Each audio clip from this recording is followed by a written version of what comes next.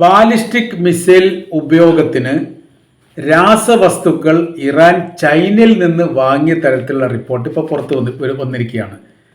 Ammonium പെർഗുലേറ്റ് എന്ന് പറയുന്ന വിഷവസ്തുവാണ് ballistic missile നിർമ്മാണത്തിന് വേണ്ടി, പൊട്ടിത്തെറിയുമായിട്ട് ബന്ധപ്പെട്ട കാര്യത്തിന് വേണ്ടി ഉപയോഗിക്കുന്നത്.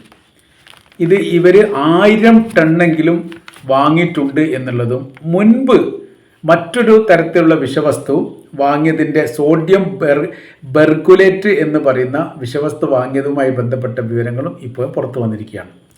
അപ്പോൾ ചൈന ആയുധ നിർമ്മാണവുമായിട്ട് ബന്ധപ്പെട്ട് ഇറാനെ വലിയ രീതിയിൽ സഹായിക്കുന്നുണ്ട്.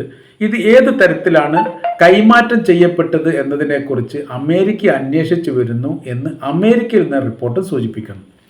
അവർ പറയുന്നു ഇത്തരം കൈമാറ്റങ്ങളൊക്കെ തീർച്ചയായ രീതിയിലും അപകടം ചെയ്യുന്നതാണ്, അതേക്കുറിച്ച് അന്വേഷിക്കുകയാണ്. അപ്പോൾ അമേരിക്കയും ഇറാനും ചൈനയും സംയുക്തമായി ചേർന്നുകൊണ്ടാണ് ആയുധങ്ങൾ നിർമ്മിക്കുന്നത് എന്ന് ഏറെക്കുറെ ഉറപ്പായിരിക്കുന്നു എന്ന തരത്തിലും ഇപ്പോഴത്തെ ട്രെയിൻ സർവീസുമായിട്ട് ബന്ധപ്പെട്ട കാര്യത്തിൽ ഇതിൻ്റെ കൈമാറ്റങ്ങൾ നടക്കുന്നുണ്ടോ എന്നുള്ള കാര്യം തങ്ങൾ അന്വേഷിച്ച് വരികയാണ് എന്നുമാണ് ഇപ്പോൾ അമേരിക്കയിൽ നിന്ന് ലഭിക്കുന്ന വിവരം.